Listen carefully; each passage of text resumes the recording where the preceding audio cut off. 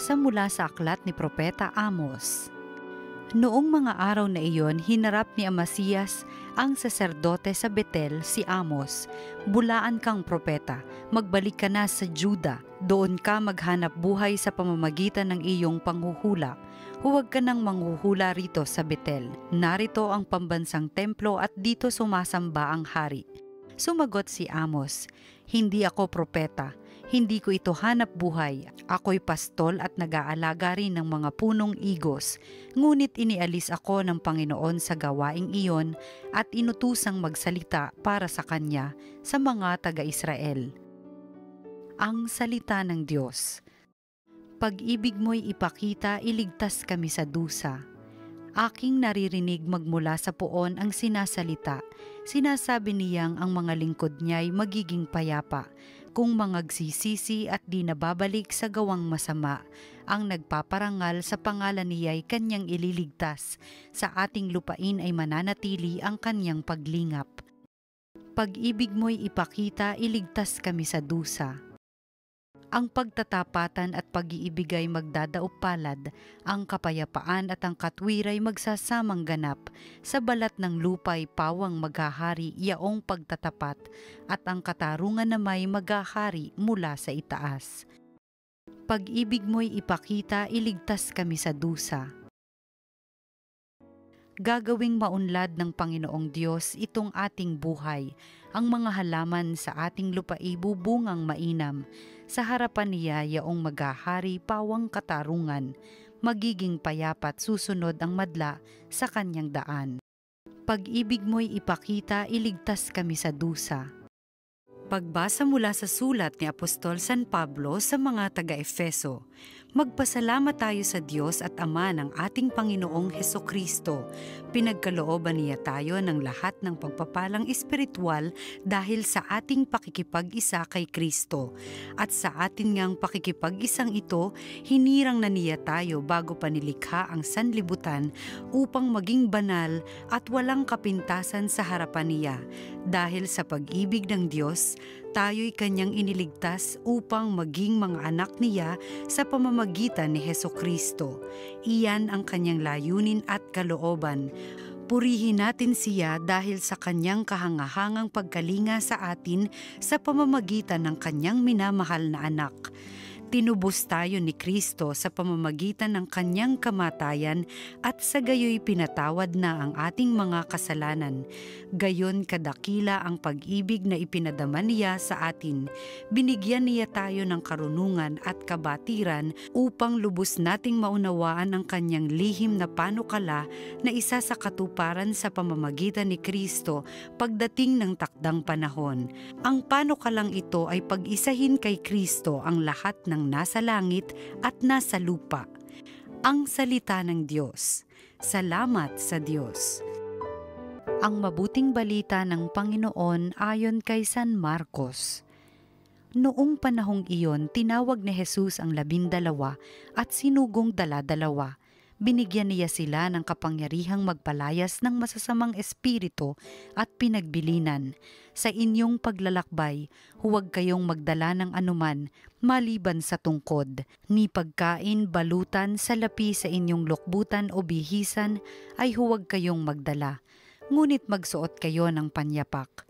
Sinabi rin niya sa kanila, at sa alinmang tahanang inyong tuluyan, manatili kayo roon hanggang sa pag-alis ninyo sa bayang iyon. Kung ayaw kayong tanggapin o pakinggan sa isang dako, umalis kayo roon at ipagpag ninyo ang alikabok ng inyong mga paa bilang babala sa mga taga roon. Kaya't humayo ang 12 at nangaral sa mga tao na pagsisihan nila at talikdan ang kanilang mga kasalanan. Pinalayas nila ang maraming demonyo sa mga inaalihan nito, pinahira nila ng langis at pinagaling ang maraming may sakit. Ang mabuting balita ng Panginoon. Pinupuri ka namin, Panginoong Hesukristo.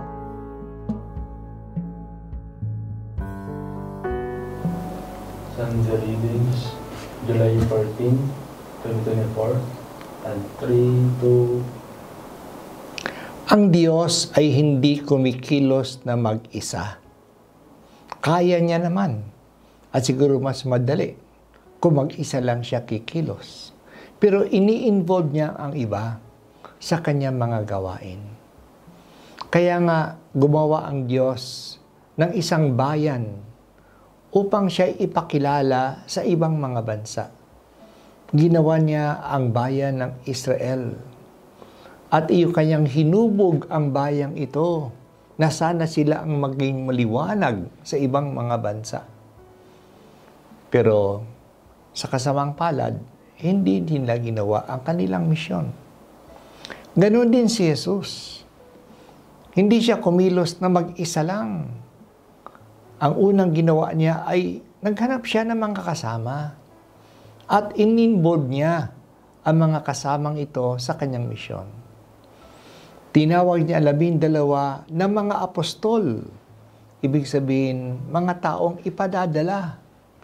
At ibinahagi niya sa kanila ang kanyang misyon. Una, kasama siya nila, no? At nakita nila kanyang ginagawa, nakita nila kanilang buhay, narinig kanyang mga aral, at pagkatapos siya'y pinadala na. No? At sa pagpapadala niya sa 12, sinabi niya sa kanila ang kanilang mensahe. Sabihin sa mga tao na nandito ng paghahari ng Diyos. Kaya tanggapin na nila ang paghahari ng Diyos. Magsisi na sila sa kanilang mga kasalanan upang matanggap nila ang mga bagong bagay na gagawin ng Diyos. At sa kanilang pagpapahayag ng mabuting balitang ito, ipakilala sa kanilang totoo nga na nandito na ang paghahari ng Diyos. Kaya magpalaya sila ng demonyo, magpagaling sa mga may sakit, magbigay ng paningin sa mga bulag upang maranasan ng mga tao nandito na kumikilos ang Diyos sa piling nila. At sabi pa niya sa kanyang mga alagad na pupunta sila sa lahat ng lugar na walang dala-dalang supplies o gamit. Maniwala sila, umasa sila na kung saan sila pupunta, papakainin naman sila, tatanggapin naman sila. Kaya hindi na kailangan na mag-worry na kailangan may damit, kailangan may pagkain, o kailangan may pera. At kung saan sila tatanggapin, tumuloy sila roon. Kainin ang mga ibinibigay sa kanila, tumuloy kung saan sila pinapatuloy. Huwag na maghanap-hanap pa ng ibang matitiran, mas mabuting accommodation o mas masarap na pagkain. Basta maging open lang sila sa ibigay sa kanila. At huwag na sila makipagdebate sa hindi tatanggap sa kanila. Ipaliwalag lang sa kanila, ayaw nilang tanggapin, ipagpag na lang nila ang kanilang panyapak sa mga ayaw tumanggap sa kanya. Itong ibig sabihin ng pagpapanggap ng alikabok, pagpapagpag ng alikabok, ibig sabihin, bahala na kayo. No, dumating kami sa inyo, ayaw niyo maniwala, bahala na kayo. At magpatuloy sila sa kanilang misyon. Ang dami pang kailangang abutin at dami pang maaabot. Kaya kung huwag niya tinanggap, sayang pagkakataon. Naiwan sila, pero patuloy ang misyon. Sa unang pagbasa, narinig natin si Amasias, ang pari sa Bethel. Siya ang namamahala sa dambana ng Diyos sa Bethel. Dapat siya'y matuwa na may propeta na nagpapahayag ng salita ng Diyos sa kanyang dambana. Pero sa halip na matuwa, nagalit siya. Isinumbong sa hari at pinaalis pa si Amos. Kasi siguro tinatamaan siya ng mensahe ni Amos. Mali siguro ang kanyang ginagawa. Na sabi niya, umuwi ka na sa inyo, hindi ka naman taga rito. Taga-Huda ka. O doon ka na magpahayag. Pero sinabi ni Amos, hindi naman itong hanap buhay ko. Ang hanap buhay ko ay mag-alaga ng mga tupa. Mag-alaga ng puno ng igos. Pero ito'y tinawag ng Diyos para sa misyong ito. Hindi karapat-dapat si Amasias sa misyon ng Diyos. Ngayon ay pinag-uusapan sa simbahan ang synodality. Ang ibig na sabihin ng Greek word na ito ay sama-sama sa paglalakbay. Sama-sama sa daan. Ang simbahan ay hindi nag-iisa. Siya ay bayan ng Diyos. Kaya nakikilakbay siya kasama ng lahat. Kasama ng lahat ng mga members ng simbahan. Kasama nga ng mga hindi members ng simbahan. Hindi lahat ng tao ay kabilang man sa simbahan o hindi, ay sama-sama sa paglalakbay sa mundong ito. Sapagkat ang Espiritu Santo ay hindi lang naman kumikilos sa mga leaders ng simbahan. Hindi naman kumikilos sa mga Katoliko. Kumikilos din siya sa ibang mga sekta. Kumikilos din siya sa ibang hindi naniniwala. No, maghahanap ang Diyos ng paraan upang maniwala din sila. Kaya sama-sama tayong maglalakbay.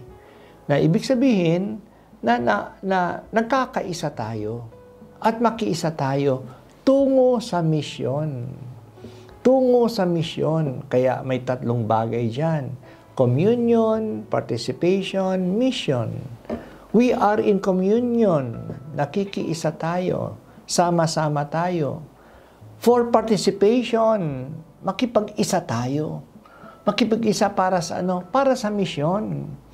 Ang ating pagsama-sama ay hindi dahil sa barkadahan na tayo'y nagkakaisa. Hindi lang yan inuman ng barkada. Hindi yan sa kasiyahan ng mga barkada.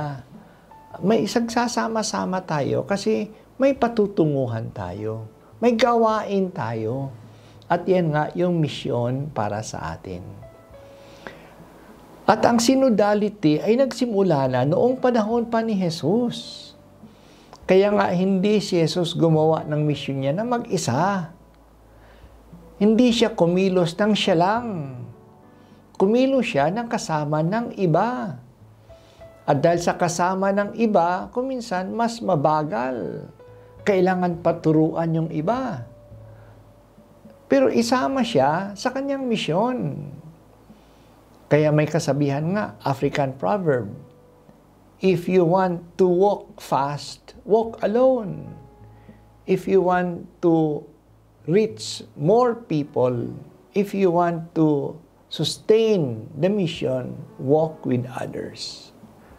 Kaya hanggang ngayon, tayo po ay nagkakaisa sa misyon ni Jesus. At iyan yung pinamumukha sa atin ngayon ng panawagan ng synodality. Hindi lang tayo tagapagtanggap ng misyon. Tayo, ang bawat isa sa atin, ay bahagi ng misyon. So we are disciples and missionaries at the same time. Yung sinasabi ni Papa Francisco, we are missionary disciples. And we cannot be good disciples if we are not missionaries. Bahagi ng ating discipleship ay ang pagiging missionary. And we will not be real missionaries if we don't continue to be disciples. Kahit na missionary na tayo, patuloy pa tayong nakikinig. Patuloy pa tayong natututo. So always, we are disciples and missionaries. At yan po yung bahagi din ng ating ng synodality. Sana po maging bukas po tayo rito. 2 pong kailangan dyan. Una, kailangan dyan na marunong tayong makinig. Makinig sa mga tao. Makinig sa mga daing nila. Makinig sa mga suggestions nila. Kasi nagsasalita din ang Espiritu Santo sa pamamagitan nila. Nararanasan din ng Espiritu Santo. Naranasan din nila ang Espiritu Santo. Pero pangalawa, kailangan din tayo marunong magsalita. Kasi marami sa mga faithful natin, mga Katoliko natin, ay ayaw magsalita, ayaw magpahayag. Parang kontento na lang silang tagapakinig o kaya man tagagawa. Pero hindi nagsasalita. So, huwag naman natin i-deprive ang Holy Spirit sa mga inspirations na ibinibigay niya sa atin. Kaya sa mga insights natin, sa mga karanasan natin, ibahagi din natin sa iba. Maaring ibabahagi natin, akala natin hindi mahalaga, ay mahalaga para sa ating misyon.